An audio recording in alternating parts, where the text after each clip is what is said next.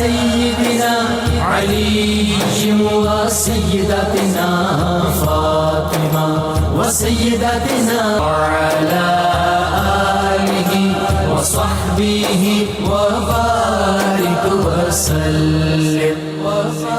وعلى سيدنا علي وسيدتنا فاطمة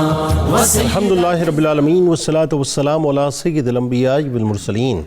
اللہم صلی علی سیدنا و مولانا محمد وعلی آلہ واصحابہ وبارک وسلم وصلی علیہ۔ دنیا کے تمام دیکھنے والوں کو، تمام چاہنے والوں کو، تمام پیار کرنے والوں کو، اور جہاں جہاں تک اس وقت میری آواز کو سنا اور مجھے دیکھا جا رہا ہے، جنید اقبال کی جانب سے انتہائی محبت کے ساتھ السلام علیکم۔ ایک بار پھر ناظرین، آپ کو پر نور صبح میں صبح نور کے ساتھ میں دل کی گہرائیوں سے خوش آمدید کہتا ہوں۔ آئیے بلا توقف چلیں گے حضرت ابو انیس محمد برکت علی علیہ الرحمہ کی تالیف اسماء النبی الکریم صلی اللہ علیہ وآلہ وسلم سے رسول اللہ صلی اللہ علیہ وآلہ وسلم کا ایک اسم مبارک پڑھنے اور سننے کی سعادت حاصل کرتے ہیں سیدنا صاحب العلم صلی اللہ علیہ وآلہ وسلم، ہمارے سردار، تمام علوم کے مالک۔ درود و سلام بھیجے اللہ آپ صلی اللہ علیہ وآلہ وسلم پر، آپ صلی اللہ علیہ وآلہ وسلم کی آل پاک پر، اور صحابہ کرام رضوان اللہ تعالیٰ علیہم اجمعین پر۔ حضرت ابو امامہ رضی اللہ تعالیٰ عنہ سے مروی ہے، رسول اللہ صلی اللہ علیہ وآلہ وسلم نے کہا کہ بے شک اللہ تعالیٰ، اس کے فرشتے، تمام زمین و آسمان والے، یہاں تک کہ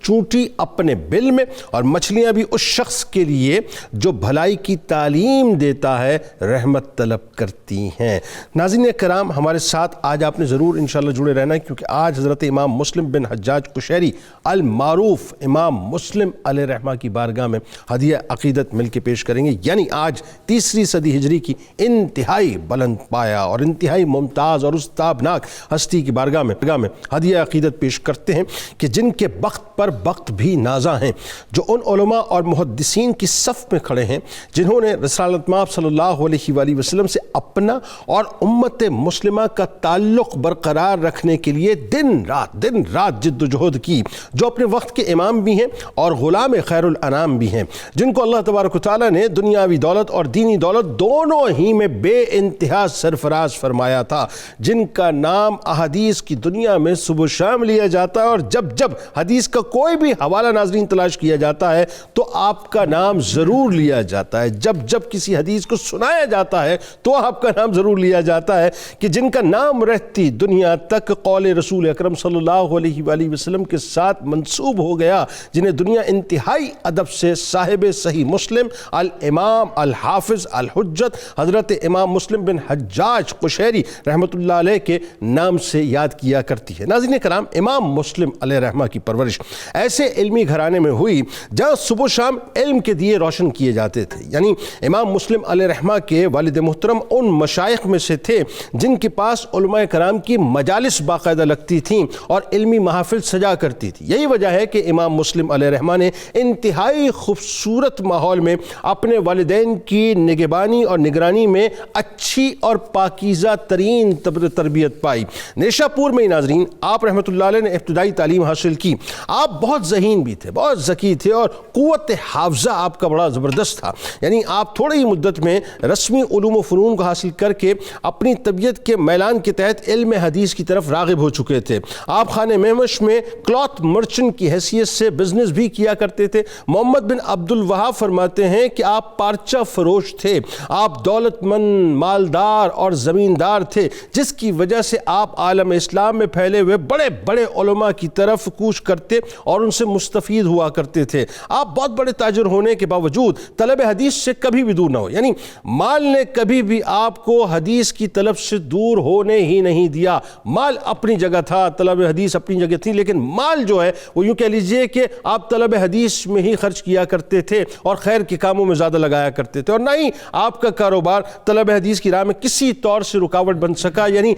زندگی کے آخری حصے تک آپ نے اپنے مال کو اللہ ہی کی راہ میں خرچ کیا۔ بلکہ حاکم نشاپوری کہتے ہیں کہ میرے والد نے کہا کہ میں نے مسلم بن الحجاج کو خانہ مہمش میں حدیث بیان کرتے ہوئے دیکھا ہے۔ ایک روایت کے مطابق ناظرین یہ بھی بتایا گیا ہے کہ ان کے والد ماجد چونکہ صاحب ثروت تھے، جاگیر اور جائیداد اللہ تبارک و تعالیٰ نے بہت دے رکھی تھی، تو اس سے جو بھی آمدنی آتی تھی اس سے گھر کا وہ نظام وغیرہ چلایا کرتے تھے۔ امام مسلم علیہ رحمہ طلب حدیث کے سلسلے میں ناظرین مختلف دیشوں میں گئے، شہروں میں گئے۔ آپ نے اپنے شہر نیشاپور اور خراسان سے طلب حدیث کا آغاز کیا اور اس وقت کے جید علماء کرام اور حفاظ حدیث سے علمی فیضان حاصل کیا۔ آپ رحمۃ اللہ علیہ بہت جاذب نظر تھے، بڑے حسین تھے، بہت خوبصورت دکھتے تھے۔ امام مسلم علیہ رحمہ کے اخلاق و اوصاف سے متعلق ناظرین علماء کرام متفق اللسان ہیں کہ آپ اعلیٰ اخلاق سے متصف، نہایت سخی اور بہترین منتظم تھے۔ غیبت و حسد اور دیگر جو بیماریاں روحانی طور پہ ہوتی ہیں ناظرین اس سے کوسوں دور رہا کرتے تھے۔ خدمت خلق کا یہ معاملہ تھا کہ حافظ ذہبی رحمۃ اللہ علیہ آپ کی خدمت خلق کی صفت کی وجہ سے آپ کو محسن نیشاپور کے نام سے یاد کیا کرتے، بلکہ جید ہستیاں آپ رحمۃ اللہ علیہ کے وجود مبارک کو مسلمانوں کے لیے خیر کے استعارے کے طور پر لیا کرتی تھیں۔ حضرت امام مسلم علیہ رحمہ اپنے اساتذہ اور شیوخ کا بے حد اکرام اور احترام فرمایا کرتے تھے، اور ایسے ہی ناظرین اللہ تبارک و تعالیٰ ذہن میں رکھیے گا مراتب نہیں دیتا، کوئی نہ کوئی وجہ ضرور ہوتی ہے۔ یہ جو ادب ہوتا ہے نا، ادب یہ آپ کو کہاں پہنچا دیتا ہے آپ سوچ بھی نہیں سکتے۔ نیشاپور کے سفر میں امام بخاری علیہ رحمہ کی خدمت میں بکثرت حاضر ہوا کرتے تھے، لہذا مرتبے کے اعتبار سے آپ رحمۃ اللہ علیہ امام بخاری علیہ رحمہ کے بعد خراسان کے امام ہوئے۔ امام مسلم علیہ رحمہ کی ناظرین کئی اہم ترین تصانیف ہیں، مگر صحیح مسلم ان کے فن کا اوج کمال ہے، اور یہ بھی قدرت ہی کا ایک انتظام ہے کہ اللہ تعالیٰ نے آپ رحمۃ اللہ علیہ سے یہ عظیم کام لینا تھا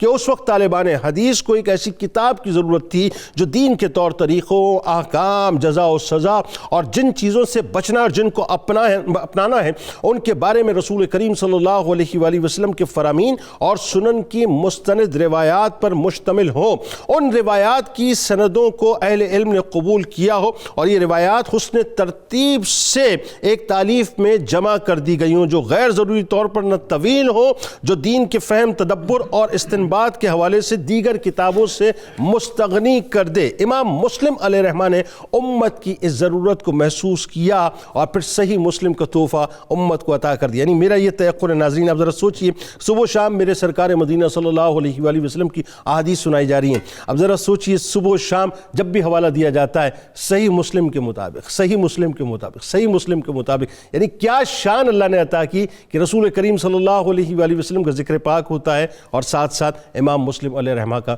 نام بھی۔ آغاز کرتے ہیں ڈاکٹر صاحب آپ سے۔ سب سے پہلے ظاہر ہے میں اگر ان کو یعنی محسن نیشاپور آپ کو کہا جاتا ہے، لیکن یہ مسلمانوں کے محسن بھی ہیں، اس میں کوئی دوسری رائے نہیں ہے۔ امام مسلم علیہ رحمہ کا تعارف آغاز کیجئے۔ آپ کے والد گرامی کو اللہ تبارک و تعالیٰ نے جو مقام اور مرتبہ عطا کیا اور جس علمی گھرانے میں آپ نے آنکھ کھولی خاص طور پہ، پھر آپ کا ذریعہ معاش آپ دیکھیے، اور ذریعہ معاش جو ہے کبھی بھی راہ میں رکاوٹ نہ بنا، اور آپ رحمۃ اللہ علیہ کے دور میں جو شخصیات تھیں وہ بھی اپنے اپنے قد کے اعتبار سے بڑی پائے کی، لیکن اللہ تعالیٰ نے آپ کو ایک بڑا ممتاز مقام عطا کیا۔ بتائیے ذرا۔ بسم اللہ الرحمن الرحیم۔ جنید صاحب بہت شکریہ۔ حضرت امام مسلم قشیری کا آج ہم تذکرہ کر رہے ہیں، اور آپ نے اپنے ابتدائیہ میں بہت سی ماشاءاللہ باتیں ارشاد فرما دی ہیں۔ گزارش یہ ہے کہ یہ جو علم حدیث ہے جنید صاحب، یہ اسلام کی حقانیت اور اسلام کے اندر ایک محیر العقول علم کے طور پہ، شعبہ علم کے طور پہ انسانیت کے سامنے موجود ہے، اور جس انداز سے یہ علم ڈیولپ ہوا ہے وہ از خود ایک معجزے سے کم نہیں ہے۔ یعنی پوری ہسٹوریوگرافی کی تاریخ میں علم حدیث جیسے علم کی آپ کو کوئی مثال اور کوئی نظیر نہیں ملتی۔ جن ہستیوں نے اس علم کو ڈیولپ کیا ان میں ایک بڑی شخصیت حضرت امام مسلم کی ہے۔ آپ نیشاپور میں پیدا ہوئے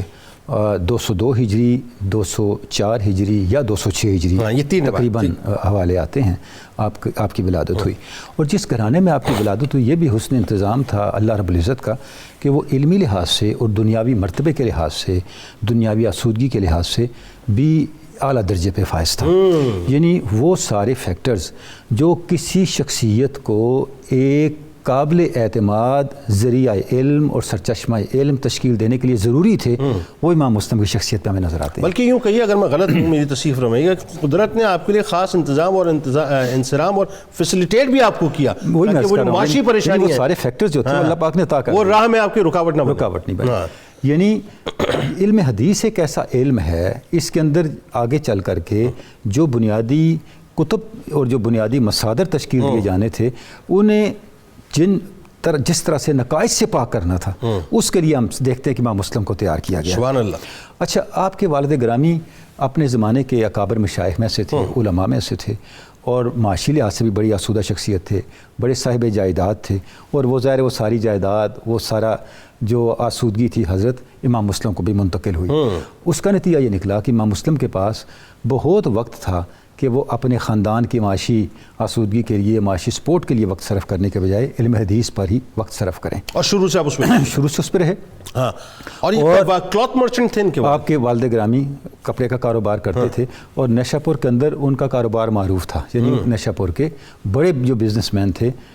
کپڑے کے کاروبار کے، ان میں ان کو شمار ہوتا بلکہ میں یہاں تک پڑھ رہا تھا کہ وہ جو بڑے بڑے بادشاہوں کے پاس جو ہے وہ آپ کا کاٹن اور ریشم جو ہے باقاعدہ جایا کرتا تھا، ایکسپورٹ ہوا۔ ظاہر ہے جب نیشا پور کے نمایاں اور سر فہرست جیسے یہاں چیمبر آف کامرس کے کوئی اعلیٰ درجے پہ ہو تو اسی کی آگے پھر رسائی ہوگی، تو اس درجے کے اوپر حضرت امام مسلم ہم دیکھتے ہیں کہ فائز تھے۔ اچھا، اس کے بعد آپ کا تعلق اپنے زمانے کے بڑے اہل علم سے بھی تھا، یعنی جتنی بڑی علمی شخصیات آپ دیکھیں اس زمانے میں کتنی بڑی بڑی علمی شخصیات تھیں۔ امام بخاری آپ کے اساتذہ میں شامل ہے، اور امام ترمذی آپ کے شاگردوں میں شامل ہے، یعنی یہ دو انتہائی آپ سامنے رکھ لیں تو آپ اندازہ کر سکتے ہیں کہ حضرت امام مسلم کا زمانہ اہل علم کی کن عظیم اہل علم کا زمانہ تھا،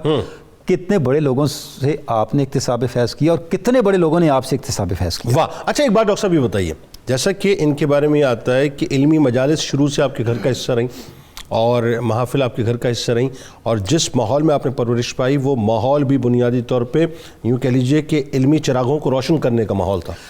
جب آپ کے والد گرامی اپنے زمانے کے اکابر مشائخ میں سے تھے تو یہ لازمی بات تھی کہ وہ اس زمانے میں نیشا پور میں ہونے والی مجالس کا مرکز و محور ہوتے ہیں، تو سارے جو اس دور کے بڑے اہل علم تھے وہ ان کے والد گرامی کے ساتھ رابطے میں تھے، گویا کہ ان کے والد گرامی کو اور ان کے گھرانے کو ایک مرکزی حیثیت حاصل تھی۔ اچھا جنید صاحب، یہی وجہ ہے ہم دیکھتے ہیں کہ حضرت امام مسلم کی ان تمام فیکٹرز پر نظر تھی جن فیکٹرز نے علم حدیث کو متاثر کرنا تھا یا جس سے علم حدیث پراپر طریقے سے آگے ٹرانسمٹ نہیں ہو پا سکتا تھا۔ یہی وجہ ہے کہ ہم دیکھتے ہیں کہ علم حدیث کے اندر جو اصول آپ نے طے کر دیے اور جس انداز سے آپ نے اس علم کی بنیادیں آنے والی نسلوں کے لیے استوار کی، وہ امام مسلم جیسی عظیم علمی شخصیت، اعلیٰ سماجی مرتبے کی حامل شخصیت، اعلیٰ اعتماد کی حامل شخصیت ہی کر سکتی ہے۔ آپ دیکھیں، آپ سے کسی نے پوچھا کہ فلاں صاحب نے ایک حدیث بیان کی، آپ کبھی اس سے ملے ہیں؟ تو آپ نے فرمایا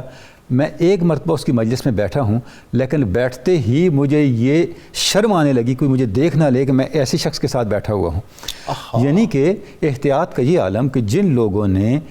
تھوڑی سی بھی کوتاہی کی علم حدیث کے باب میں، ان سے ربط و ضبط رکھنا بھی امام مسلم کے لیے ناروا تھا اور آپ کے لیے ناقابل برداشت تھا۔ ثقافت کو ہر سطح پہ آپ نے مستحضر رکھا۔ یہی وجہ ہے کہ اہل علم یہ کہتے ہیں کہ امام مسلم نے جب حدیث کو بیان کیا تو راوی جو حدیث بیان کرنے راوی ہیں ان کی صرف عدالت کو نہیں بلکہ ان کی شہادت کو بھی پیش نظر رکھا۔ یعنی آپ دیکھیں، اہل علم یہ کہتے ہیں کہ مقدمہ صحیح مسلم میں جو چیزیں آپ نے طے کر دی ہیں آپ صرف اسی کو نصاب کا حصہ بنا دیں اور اخلاقیات کا حصہ بنا دیں تو آپ کی سوسائٹی بیسوں مسائل سے نکل سکتی ہے، کیونکہ امام مسلم کی شخصیت اتنی بڑی ہے۔ دیکھیں، آپ کہتے ہیں کہ آپ کسی شخص کو یہ نہ دیکھیں کہ وہ کتنا بڑا دیندار ہے، کتنے اعلیٰ تقویٰ کا مالک ہے، اس کے بقیہ فیکٹرز کو بھی دیکھیں۔ آپ فرماتے ہیں، میں نے ایک روایت لے کے آتے ہیں اور اس کو مفہوم یوں ہے، آپ فرماتے ہیں کہ بہت سے ایسے لوگ ہیں جو بڑے نیکوکار لوگ ہوتے ہیں، دیکھنے میں بڑے صالحین ہوتے ہیں، لیکن بعض اوقات وہ بات کرتے کرتے اس طرح ان کی زبان سے جھوٹ نکل جاتا ہے کہ وہ ارادتاً جھوٹ نہیں بول رہے ہوتے، یعنی نیک نیتی سے ہی بعض اوقات ان کی زبان سے جھوٹ نکل جاتا ہے۔ اب ایسے لوگوں سے بھی بچیں علم حدیث کو بیان کرتے ہوئے اور علم حدیث کو آگے ٹرانسمٹ کرتے ہوئے۔ کہنے کا مقصد یہ ہے کہ امام مسلم کی شخصیت میں جو احتیاط کا پہلو ہے وہ اس درجے پہ پہنچا ہوا ہے کہ ہمیں اس کی مثال ڈھونڈنے سے نہیں ملتی۔ اس کا سبب کیا ہے؟ اس کا سبب وہ ماحول ہے جس ماحول میں، جس خاندان میں، جن اہل علم میں امام مسلم نے پرورش پائی اور ان کی شخصیت آگے پلی بڑھی۔ میں ایک بات ابھی آپ کی بات سے سوچ رہا تھا، اور یہ کتنا مشکل ترین مرحلہ ہے جو آپ فرما رہے ہیں نا کہ جو دانستہ جھوٹ نہ بولے ویسے ہی منہ سے جھوٹ نکل جائے۔ دیکھیں، آپ نے فرمایا یجری الکذب علی لسانہم ولا یتعمدون الکذب، وہ ارادتاً جھوٹ نہیں بولتے، ان جھوٹ پھسل کے ان کی زبانوں سے نکل جاتا ہے. ان سے بھی آپ اعراض کرتے تھے. اب میں اس کے ایک اور پہلو کو دیکھیے. ایک تو یہ پہلو ہوا، اب ایک پہلو یہ کہ جو آپ نے راستہ چنا ہے وہ کتنا مشکل ترین راستہ ہے کہ سرکار مدینہ صلی اللہ علیہ وسلم کا فرمان ہے کہ جس نے مجھ سے جھوٹ منسوب کیا، جس کا مفہوم حدیث کا ملتا ہے، وہ اپنا ٹھکانہ جہنم میں دیکھے. اب حدیث کو اکٹھا کرنا اور پھر اس کو کمپائل کر کے ایک سند کے ساتھ جو ہے امت کے لیے پیش کرنا اور قیامت تک اس کو جو ہے باقاعدہ ایک سند بنا کے جو ہے وہ رکھنا، آپ سوچئے کتنا مشکل ترین راستہ، لیکن اللہ تبارک و تعالیٰ نے اپنے محبوب کی نصرت سے کتنا آسان ان کے لیے فرما دیا. امام مسلم علیہ رحمہ کے اساتذہ خاص طور پہ یہ ذرا آپ لوگوں کو سمجھائیے کہ آج تو ہوتا ہی ہے کہ ہم ایک آدھ دو استاد کے پاس اگر چلے جاتے ہیں تو بہت بڑا ہم نے تیر مار لیا ہوتا ہے کہ صاحب ہم نے ایک آدھ دو اساتذہ سے جو استفادہ کر لیا ہے. وہاں ایک کثرت ہمیں ملتی ہے اساتذہ کی، پھر شہر شہر جا کر باقاعدہ علم حدیث کو جو ہے وہ سیکھنا، حاصل کرنا، یہ کیسی بات ہے؟ بسم اللہ الرحمن الرحیم. اصل میں اسلام کے اندر معلم اور متعلم ان کا مقام بڑا ہے. آپ دیکھیں کہ یہ علم ہے کیا، جب ہمیں یہ پتہ چلتا ہے تو پھر معلم اور متعلم کا بھی ہمیں پتہ چلتا ہے اس کا مقام کیا ہے. ہوا حصول صورت الشیء فی العقل، کہ کسی چیز کا عقل میں حاصل ہونا، یہ حکمان نے تعریف کی. متکلمین کہتے ہیں ہوا صفت یتجلی بها المذکور لمن قامت ہی بہ، وہ ذہن کے گوشے کھل جاتے ہیں جب علم آتا ہے. اور جو سب سے زبردست قسم کی تعریف محدثین نے کی ہے وہ کیا؟ وہ یہ ہے کہ انسان کے قلب میں ایک نور ہوتا ہے جو نور مصطفیٰ سے مستفاد ہوتا ہے. بھائی سبحان اللہ، کیا کہنا! وہاں سے چمک پیدا ہوتی ہے، وہاں سے علم آتا ہے، وہاں سے حلم آتا ہے. اب دیکھیں کہ جس بندے کا تعلق صبح و شام علم حدیث کے ساتھ وابستگی ہے، واہ، وہ نور مصطفیٰ سے کس قدر استفادہ کرتا ہے. بھائی سبحان اللہ، کیا کہنا! اب یہ ایک تو بات یہ ہے کہ سب سے پہلے سٹیپ پر، اور دوسری بات اور وہی نور ہدایت ہے، اور وہی نور ہدایت ہے، اسی سے تجلیات ہیں، اسی سے رحمت و برکات. اچھا، اب یہ ہے کہ انہوں نے ایک جگہ نہیں بلکہ اپنے آپ کو اتنا مصروف کیا، شہر بشہر، در بدر، استاد با استاد یہ پہنچے ہیں. اب خراسان کا علاقہ، وہاں پر حصول علم کرتے ہیں. اب اسی علاقہ میں اسحاق بن راہویہ ایک بہت بڑا نام ہے علمی دنیا کا. اس علمی دنیا کے اس بے پناہ چمکتے ہوئے درخشندہ ستارے سے آپ نے استفادہ کیا. سبحان اللہ. آپ نے اس پر اکتفا نہیں کیا. امام زہلی یا زہلی، دونوں میں کس طرح سے کیا لیا، محمد بن یحییٰ، امام زہلی. اچھا، ان سے استفادہ کیا. پھر تیسری بڑی شخصیت کہ آپ دیکھیں کہ نیشا پور کے اندر امام بخاری رحمۃ اللہ تعالیٰ نے، جن کا بہت بڑا نام ہے، جن کی کتاب ہی اللہ جل جلالہ کتاب الہی کے بعد سب سے بڑی کتاب بخاری. اور بخاری کے بعد اگر کوئی حوالہ ہے تو مسلم کا حوالہ ہے. اس کے بعد یہاں پر باقی ساری چیزیں، باقی تمام علوم اسی سے مستفاد. اچھا، ان سے جو استفادہ کی انہیں توفیق ہوئی. دیکھیں امام بخاری نے جو اسلوب اختیار کیا، وہاں سے پتہ چلتا ہے کہ شاگرد کو کیا کچھ مل چکا ہوگا. انہوں نے صرف روایات کو جمع نہیں کیا، انہوں نے مستند علماء، فقہا، محدثین، ان کی آراء کو لیا، پھر ایک حکم کو لیا. اسی سے پتہ چلتا ہے کہ جس بندے نے اتنا اہتمام کیا صحیح بخاری کے انتخاب میں، اس آدمی کو ایسا استاد ملا کہ جس نے اتنی تنوع کے ساتھ علم کو آگے بڑھایا. واہ سبحان اللہ. اچھا، آپ نے یہاں پر اکتفا نہیں کیا، یہاں نہ رکے، بلکہ یہاں پر آگے اس کے بعد بغداد کے اندر، جس بغداد کے اندر ململ سے لے کر مخمل تک کے کارخانے موجود تھے. اور یہاں پر ابن خلدون لکھتے ہیں کہ جہاں پر جتنی آبادی ہوتی ہے وہ اسی طرح علم بھی اسی طرح سے بڑھتا ہے. اور پھر یہ وہ علاقہ ہے کہ جہاں پر مغرب کی دنیا کے بسنے والے امیر لوگ اپنا علاج معالجہ کروانے کے لیے اسی شہر کی طرف آئے، بغداد کی طرف آتے. ٹھیک ہے. اور یہاں پر آ کر آپ نے محمد بن مہران ایسی عظیم المرتبت ہستی کے سامنے افزانوی تلمذ کو طے کیا. اور پھر یہاں نہیں، ابو غسان جیسی شخصیت جو علم و عرفان کے اعتبار سے ان کا طوطی بولتا تھا، وہاں پر پہنچے ہیں. سبحان اللہ. اچھا، آپ نے ان دو شہروں پر بھی اکتفا نہیں کیا. بغداد ہے، بغداد کے بعد آپ عراق کے اندر امام احمد بن حنبل جیسی شخصیت، بتائیے، ایسی شخصیت کہ جن کے لطافت کے انداز پورے عالم اسلام کے لیے، وہاں پر انہیں ایک اور، جیسے آج کل یہ معراج شریف کا موقع ہے، آپ فرمایا کرتے دیکھو کہ اِنَّهُ رَأَىٰ رَبَّهُ رآہ مسلسل یہاں پر اتنا کہا کہ رب ذوالجلال کی ذات کو آپ نے رب ذوالجلال کی ذات کو میرے مصطفیٰ نے اپنے سر کی آنکھوں سے دیکھا ہے یہاں تک کہ آپ کی سانس مکمل ہے، دیکھا ہے سرزمین حجاز کے اندر۔ اچھا یہاں پر بھی احمد بن حنبل ہے، عبداللہ بن مسلمہ قانبی ہیں، بڑا نام ہے ان کا، اور اسی طرح سے حجاز کی سرزمین میں شہید بن منصور اور ابو مصعب رضی اللہ تعالیٰ ان تمام سے استفادہ کیا، یہاں تک اکتفا نہ کیا مصر کے اندر بھی آپ نے وہاں پر اساتذہ سے، وہاں پر حضرت عمر سے، حرملہ بن یحییٰ سے، اور بڑی بات یہ ہے کہ اپنا ہم سفر بھی کسی جاہل کو نہیں رکھتے تھے، کیونکہ ہم سفر کے اثرات بہت بڑے ہوا کرتے ہیں، اور اپنا ہم سفر آپ نے بصرہ اور بلخ کا ہم سفر لیا احمد بن مسلمہ جیسی استاد شخصیت کو، صاحبان علم و عرفان۔ واہ واہ، یعنی اس سے یہ طے ہوا کہ بے مقصد اللہ تبارک و تعالیٰ عطا نہیں کرتا، پیچھے ایک جد و جہد، ایک محنت ہوتی ہے۔ یعنی آپ یہ دیکھیے کہ اللہ تبارک و تعالیٰ نے ان کو جو اساتذہ عطا کیے، اب آئیے اسی مقام و مرتبے کو جب ظاہر آپ نے حاصل کر لیا تو شیوخ اور علماء کرام کی نگاہ میں امام مسلم علیہ رحمہ کا جو مقام و مرتبہ پھر بنا، وہ ایسا بنا کہ ببانگ دہل پھر اس کا اعلان بھی انہوں نے کیا۔ بتائیے ذرا۔ بسم اللہ الرحمن الرحیم، والصلاة والسلام علی سید الانبیاء والمرسلین۔ جنید بھائی، نبی اکرم صلی اللہ علیہ وآلہ وسلم کے ارشاد گرامی ہے، نضر اللہ امرأ سمع مقالتی فبلغہا،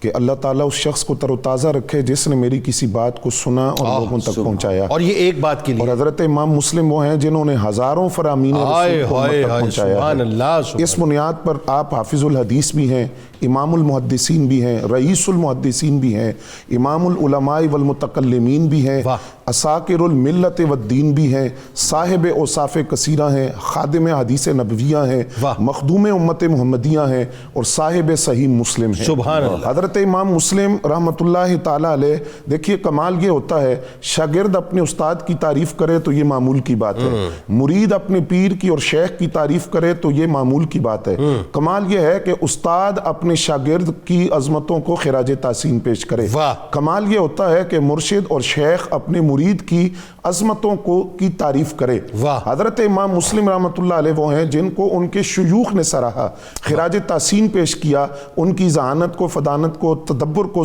خراج تحسین پیش کیا۔ آپ کے استاد گرامی جن کا ذکر ہوا اسحاق بن راہوے، آپ کی ذکاوت، ذہانت اور تدبر کو خراج تحسین پیش کرتے ہوئے فرماتے ہیں، اللہ ہی جانتا ہے کہ یہ شخص مستقبل میں کتنا بڑا آدمی بنے گا۔ یہ آپ کے زمانے طالب علم کی بات ہے کہ مستقبل میں اس کا مقام کیا ہوگا۔ پھر آپ کے ایک شیخ ہیں حضرت ابو عمر، وہ آپ کے وجود کو اس امت کے لیے خیر و برکت کا باعث جانتے ہیں۔ فرماتے ہیں لن نعدم الخیر ما ابقاک اللہ للمسلمین، جب تک اللہ نے امام مسلم کو زندہ رکھا ہے امت میں خیر ہی خیر ہوگی، اور ان کے وجود سے امت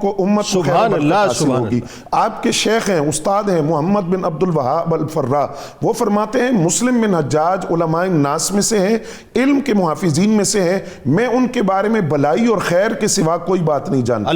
آپ کے اساتذہ اور شیخ میں سے شیخ محمد بن بشار، وہ فرماتے ہیں حافظ الدنیا چار ہیں۔ میں اس سے پہلے یہ بات عرض کر دوں کہ حافظ الحدیث کہتے کس کو ہیں؟ بار بار حافظ الحدیث کا لفظ آ رہا ہے۔ حافظ الحدیث اس کو کہتے ہیں جس نے 1,00,000 احادیث کو متن اور سند سمیت زبانی یاد کیا ہو۔ 1,00,000 احادیث کو متن اور سند سمیت۔ اس کو ذرا آسان کر کے لوگوں کو سمجھائیں تاکہ لوگوں کو سمجھ آئے کہ یہ سپر کمپیوٹرز تھے، سپر کمپیوٹرز، مطلب سپر کمپیوٹرز ان کے آگے۔ الفاظ کی بات نہیں کر رہا، مکمل احادیث 1,00,000 حدیث، وہ 1,00,000 حدیث میں الفاظ کتنے یہ خدا ہی جانتا ہے، کوئی حدیث طویل ہے کوئی مختصر، 1,00,000 حدیث متن بھی اور سند بھی۔ متن سے مراد جو ان کا پورا جو ٹیکسٹ آ گیا، جی بالکل، جو اور سند سے مراد کیا جو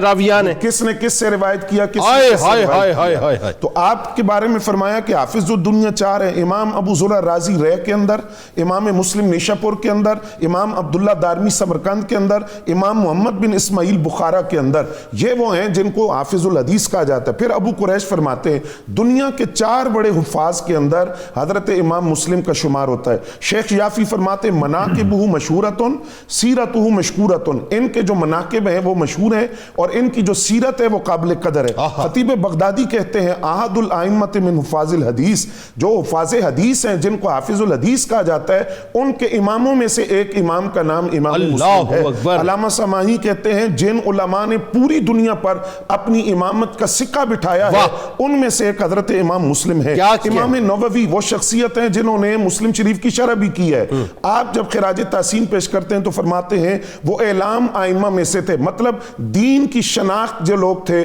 وہ امام مسلم تھے، علم کی پہچان جو لوگ تھے وہ امام مسلم تھے۔ فرماتے ہیں آپ کے بار علماء میں سے تھے، حفظ و اتقان کمال کا تھا، طلب حدیث کے لیے آپ نے ملکوں اور شہروں میں آپ گھومے، ان کی امامت اور تقدم کے اندر زمانہ معترف ہے کسی۔ آئیے آپ کو لیے چلتے ہیں، ذرا آپ کو بتلاتے ہیں کہ اللہ تبارک و تعالیٰ نے جو آپ کو ظاہری حسن عطا کیا تھا وہ کیسا تھا، یعنی آپ کے حلیہ مبارک پہ بات کرتے ہیں۔ خاص طور پہ بتائیے ڈاکٹر صاحب کہ جو اوصاف و محاسن ایک شخصیت میں ظاہر ہے کچھ کوالٹیز ہوتی ہیں، اور وہ کوالٹیز اس شخصیت کو دیگر جو شخصیات ہوتی ہیں ان سے مختلف بھی کرتی ہیں، منفرد بھی کرتی ہیں، اور کہیں کہیں ممتاز بھی کرتی ہیں۔ اگر آپ کے معاصرین کے مقال دیکھتے ہیں تو اس کی روشنی میں آپ کی شخصیت ہمیں کیسے نظر آتی ہے یہ بتائیے، اور آپ کے حلیہ مبارک کے بارے میں خاص طور پہ بتائیں۔ جی جنید صاحب، امام مسلم کی شخصیت ہر لحاظ سے بہت ہی متاثر کن شخصیت تھی، یعنی اللہ رب العزت نے آپ کو شخصی وجاہت بھی غیر معمولی عطا فرمائی تھی، سماجی مرتبہ بھی غیر معمولی عطا فرمایا تھا، اور محاسن کو اگر دیکھیں تو حدیث روایت کرنے کے لیے جن خصائص کی ضرورت ہے ان کا مظہر بھی آپ کی شخصیت تھی۔ یعنی اللہ رب العزت نے آپ کی شخصیت کو ظاہری اور باطنی محاسن سے نوازا تھا۔ یہ وجہ کہ آپ کے کمالات کا اعتراف آپ کے زمانے کے لوگوں نے کیا، جیسے بھی ہم نے علامہ بشارت صاحب سے آپ کے اساتذہ کے آراء سنی۔ حضرت ابو علی زعونی آپ کے زمانے کی ایک بڑی صاحب روحانیت شخصیت ہیں۔ آپ فرماتے ہیں کہ جب امام مسلم کا وصال ہوا تو میں نے دیکھا کہ امام مسلم جو ہیں وہ جنت کے دروازے پہ مجھے ملے، تو میں نے کہا حضرت آپ کو اللہ رب العزت نے کس سبب سے نجات دی؟ تو آپ کے ہاتھ میں کتاب سے فرمائی اس کتاب کی برکت سے اللہ نے نجات دی۔ جب غور کیا تو وہ کتاب سے ہی مسلم تھی۔ اچھا، اب یعنی آپ تصور کریں کہ مقبولیت کا کیا عالم ہے۔ اور اسی طریقے سے آپ کے اساتذہ میں محمد بن عبد الوہاب الفرا، آپ فرماتے ہیں کہ میں نے مسلم کے اندر خیر کے علاوہ کچھ نہیں دیکھا۔ یعنی آپ کی شخصیت سراسر خیر تھی، سراسر محاسن اخلاق تھی، اور اخلاقیات کے جتنے بلند تر معیار ہو سکتے ہیں جو ایک محدث کے لیے ضروری ہیں، ایک عالم کے لیے ضروری ہیں، ایک اتھارٹی کے لیے ضروری ہیں، وہ آپ کی شخصیت میں موجود سبحان اللہ۔ خود آپ نے فرمایا کہ کوئی شخص اس وقت تک مرتبہ امامت پہ فائز نہیں ہو سکتا جب تک وہ سنی سنائی باتوں کو آگے ٹرانسفر کرنے سے رک نہ جائے، یعنی اس احتیاط کا حامل ہو، اور خود امام مسلم اس احتیاط کے حامل تھے۔ یہی وجہ ہے کہ آپ کے معاصرین نے آپ کو علم حدیث کا محافظ قرار دیا۔ حضرت ابو علی نیشاپوری نے آپ کی کتاب صحیح مسلم کو سب سے مستند کتاب قرار دیا، یعنی اس حد تک علماء کی آپ کے بارے میں آراء تھی کہ آپ کس درجے پہ جا کے ثقافت کے ساتھ چیزوں کو بیان کرتے ہیں اور چیزوں کو آگے منتقل کرتے ہیں۔ بخاری سب سے فن حدیث کے اندر مستند ترین کتاب ہے، لیکن آپ کے انہی محاسن کی وجہ سے اہل علم کہتے ہیں کہ بعض معاملات میں امام مسلم کو ایک طرح کا ایج حاصل ہے امام بخاری پر۔ مثلا اہل شام سے روایت کرنے کے معاملے میں امام بخاری نے بھی روایت کی اہل شام سے، لیکن بہت سی روایات جو امام بخاری نے اہل شام سے لی وہ براہ راست اہل شام سے جا کے نہیں لی، تو اس سے کیا ہوا؟ اس سے یہ ہوا کہ ایک ہی حدیث اگر کسی راوی کے نام سے ہوئی اور پھر وہی حدیث کسی راوی کی کنیت سے آگے آئی تو امام بخاری نے اس سے دو مختلف روایات تصور کیا، لیکن امام مسلم نے اہل شام سے براہ راست روایت کیا، لہذا یہ جو معاملہ تھا صحیح مسلم میں آ کر ریزالو ہو گیا، یہاں پر اس طرح کے مسائل پیدا نہیں ہوئے۔ تو ایک غیر معمولی احتیاط جو امام مسلم کی شخصیت میں ہمیں نظر آتی ہے علم کو آگے منتقل کرنے کے حوالے سے، حدیث کو بیان کرنے کے حوالے سے، وہ جن معیارات کو امام مسلم نے مقدمہ صحیح مسلم میں طے کیا ان معیارات پہ پہلے وہ خود قائم ہوئے اور اپنی شخصیت کو ان معیارات کا مظہر بنایا۔ تو جنید صاحب یہی سبب ہے کہ امام مسلم کی شخصیت اپنے زمانے میں بھی علم کا حوالہ رہی، اور ان کی کتاب اپنے زمانے میں بھی درجہ استناد پہ پہنچی، اور آج تک صحیح بخاری کے بعد علم حدیث کے اندر ایک اعلیٰ ترین اور دوسری بڑی اتھارٹی تصور کی جاتی ہے۔ تو کوئی ایسی بڑی شخصیت ہمیں نظر نہیں آتی۔ ایک اور جو بڑی اہم ڈائمینشن ہے آپ کی شخصیت آپ کے زمانے کے حوالے سے، جس نے آپ کی شخصیت پہ کوئی انگشت اعتراض بلند کی ہو یا آپ کے حوالے سے کسی سکم کا اظہار کیا ہو، یہ اس کا مطلب یہ ہوا کہ آپ کے زمانے کے اندر بھی ظاہر اہل علم میں ایک معاصرانہ چشمک بھی ہوتی ہے، اس سب کے باوجود بھی آپ کی شخصیت میں کوئی ایسا خلا نہیں تھا، کوئی ایسا ڈی میرٹ نہیں تھا، کوئی ایسا ڈیفیکٹ نہیں تھا جس سے اعتراض کی بنیاد بنایا جاتا ہے۔ جی جی، تو ایک بہت ہی آئیڈیل انداز کے ساتھ آپ کی شخصیت ہمارے سامنے آتی ہے، اور آپ کا جو جمع کیا ہوا ذخیرہ حدیث ہے وہ بھی درجہ اچھا استناد بڑا کے ساتھ مشکل ہوتا ہے اگلی امتوں کو منتقل معاصرین ہوتا ہے۔ کا تسلیم کرنا کسی کو، لیکن آپ یہ دیکھیے کہ یہاں آپ کے جو معاصرین ہیں انہوں نے برملا جو ہے وہ آپ کی علمی قد کا، آپ کی زہد و تقوی کا، آپ کی عبادتوں کا، آپ کی شخصیت کا باقاعدہ اعتراف کیا۔ اور یہ اعتراف شروع کہاں سے ہوا؟ یعنی اہل علم کہتے ہیں کہ صحیح مسلم کو سب سے پہلے اسخ ترین کتاب آپ کے استاد محمد بن اسحاق راہوی نے قرار دیا۔ یعنی یہ کمال ہے نا کہ آپ کے اساتذہ آپ کی علمی کاوشوں کو اس درجے تک تسلیم کریں، ان کی عظمت کو تسلیم کریں کہ اس کو اپنے زمانے میں بے مثل قرار دیں۔ جب اساتذہ اعتراف کر رہے ہوں اور اس اپنے زمانے کی اس فن کے اندر، اس علم کے شعبے کے اندر جو خود اتھارٹیز ہیں، وہ اتھارٹی کسی شخصیت کو تسلیم کر رہے ہوں، تو عامت الناس کے لیے اور پھر بچہ لوگوں کے لیے تو تسلیم کرنے کے علاوہ کوئی چارہ نہیں رہتا۔ اچھا ایک بات اور دیکھیں کہ علماء اس بات پہ متفق تھے کہ ایک تو آپ اعلیٰ اخلاق کے مالک تھے، دوسرا یہ کہ آپ انتہائی سخی تھے، تیسری آپ کی شخصیت کا پہلو یہ تھا کہ آپ بہترین ایڈمنسٹریٹر تھے، اور چوتھی بات یہ کہ آپ روحانی بیماریوں میں مبتلا نہیں تھے، یعنی آپ کسی کے لیے کلام کرتے ہی نہیں تھے، غیبت تو چھوڑ دیجیے، کلام ہی نہیں کرتے۔ دیکھیں نا، میں عرض کرتا ہوں نا، جو آپ نے معیارات قائم کیے، جب آپ نے یہ فرمایا کہ جو شخص سنی سنائی باتیں کرتا ہے وہ امامت پہ فائز نہیں ہو سکتا، میں اس سے کبھی حدیث نہیں لینی جو سلف صالحین کو سب و شتم کرتا ہے، جی، ان کو گالیاں دیتا ہے، ان کی بے ادبی کا مرتکب ہوتا ہے، جی، یعنی معیار آپ قائم فرما رہے ہیں۔ واہ، یہ وہ معیارات ہیں جن کا مظہر آپ خود تھے پہلے۔ واہ سبحان اللہ، اس سطح پہ جا کے پھر آپ نے سٹینڈرڈز اسٹیبلش واہ۔ کی۔ اللهم صل امام مسلم علیہ رحمہ کی جو تصنیف صحیح مسلم ہے، آئیے ذرا اس پہ بات کرتے ہیں۔ ہر گھر کی زینت کرو کم و بیش وہ ہوتی ہے، اور ہر زبان کی جو ہے مطلب یوں کہہ لیجئے کہ اپنا تر و تازگی کا سامان ہوتی ہے، تو کیوں پیش آئی؟ ایک بات تو یہ ہے کہ صحیح مسلم ایکچولی آپ نے ترتیب کیوں دی، انداز کیا اختیار کیا یہ بتائیے۔ پھر جو دنیا بھر میں اور ظاہر رہتی دنیا تک صحیح مسلم کا احادیث کی خاص طور پہ صنف کے اندر جو ہے مقام و مرتبہ وہ بتائیے، اور پھر آخر میں جو آپ رحمۃ اللہ علیہ کے پردہ فرمانے کا جو ایک واقعہ ہے، بڑا عجیب سا واقعہ ہے، صاحب بتائیے وہ۔ جنید بھائی، جو صحیح مسلم ہے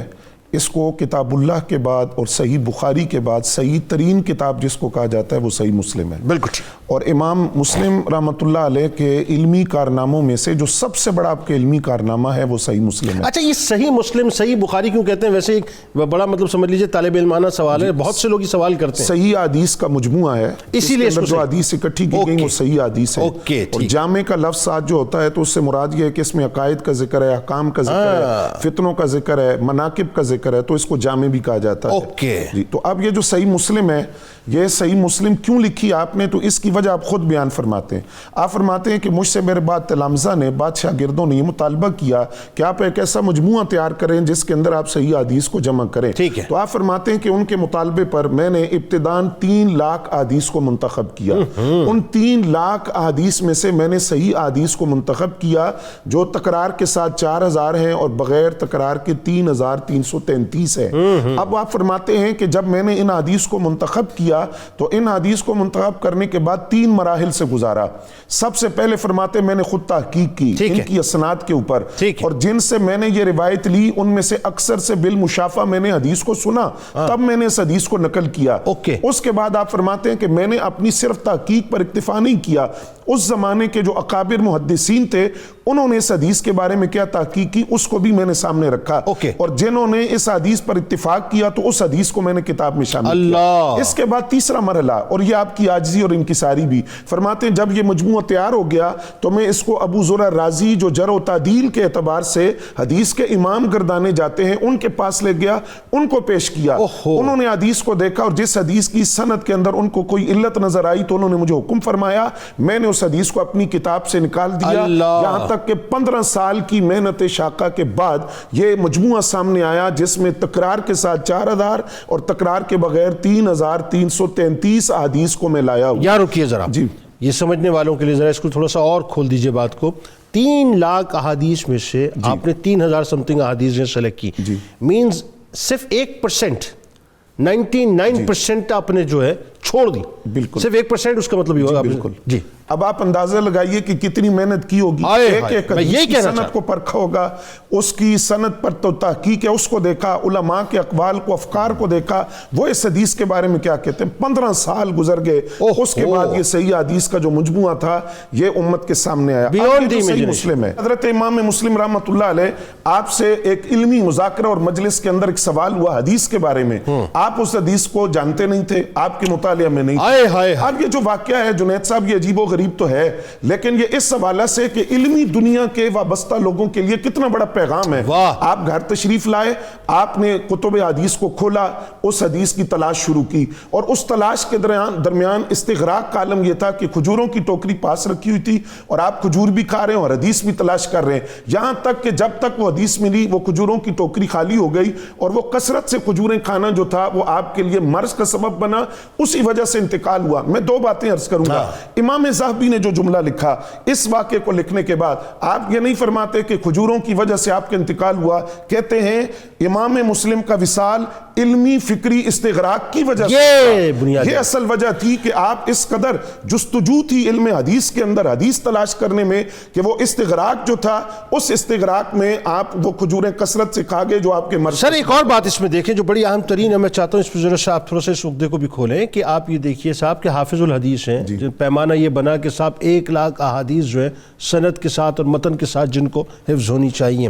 یعنی اب آپ سوچئے وہ کسی مجلس میں بیٹھے ہیں اور کوئی حدیث ان کے ذہن میں نہیں ہے تو عاجزی کا عالم یہ ہے کہ وہاں علمی تفاخر جو ہے وہ ظاہر نہیں ہو رہا ہے، جا کے اس کو تلاش کیا جا رہا ہے۔ گھر والوں کو آپ نے فرمایا کہ آج مجھے کوئی تنگ نہ کرے، مجھے جو ہے وہ اپنا ایک کام کرنا ہے، اور گھر والوں نے بھی تنگ نہ کیا، یعنی یہ جو تعلق ہے حدیث کے ساتھ یہ صاحب آج جنید بھائی میں اس میں دیکھیے اپنی ذات کے والے سے بات کرتا ہوں، جو لوگ تدریس سے وابستہ ہیں یا تقریر سے وابستہ ہیں یا تحریر سے وابستہ ہیں، کتنا بڑا پیغام ہے کہ کسی بات کو پھیلانے سے پہلے اس کی تحقیق وہی بات ہے نا۔ امام مسلم پوری رات گزر گئی اس قدر علمی استغراق، یعنی یوں کہیے کہ جو ان کا وصال ہوا وہ بھی حدیث رسول تلاش کرتے ہوئے، آقا کریم کے فرامین کو سنتے ہوئے، تلاش کرتے ہوئے، ان کی تحقیق کرتے ہوئے، اوڑھنا بچھونا نبی علیہ السلام کے وہ فرامین اور آپ کی حدیث تھی، اور وہ گوگل کا دور نہیں تھا کہ آپ سرچ کر کے ایک لمحے کے اندر جو ہے وہ حدیث نکالنے تھا، اور نہ ایسے کوئی ذرائع کتب سے نکالنے کا معاملہ تھا۔ پھر آپ کا جو وصال ہوا تو وصال کے بعد ابو خاتم رازی بیان کرتے ہیں میں نے امام مسلم کو ان کی وفات کے بعد خواب میں دیکھا، اور میں نے دیکھا اور ان سے حال دریافت کیا کہ آپ کو اللہ تعالیٰ نے آپ کے ساتھ کیا کیا، تو آپ نے فرمایا اللہ نے جنت کو میرے لیے مباح کر دیا ہے، میں جہاں چاہوں جنت کی سیر کر سکتا ہوں۔ بھائی سبحان اللہ، بہت شکریہ آپ تینوں احباب کا آپ تشریف لائے۔ کتاب و شفا کی جانب چلتے ہیں۔ نماز میں دل لگانے کا وظیفہ 21 دن بلا ناغہ نماز عشاء کے بعد 21 بار یا اللہ یا غفور یا قادر پڑھ کے اپنے سینے پر پھونک مار لیں اور ہاتھوں پر دم کر کے جسم پر پھیل لیں، انشاءاللہ نماز کی طرف رغبت ہو جائے گی۔ اور اگر پھر بھی رغبت نہ ہو تو ایک جملہ عرض کیے دیتا ہوں، صرف یہ سوچ لیجئے گا کہ جن کی آنکھوں کی ٹھنڈک نماز ہے کل بروز محشر انہی سے شفاعت چاہیے، پھر ذرا تصور کیجئے تو اندازہ ہوگا کہ نماز کتنی پیاری ہے۔ حضرت علی کرم اللہ وجہ الکریم کا کمال قول مبارک ہے کہ آخرت تمہارے رہنے کا گھر ہے، پس اس کے لیے وہ سامان تیار کرو جو ہمیشہ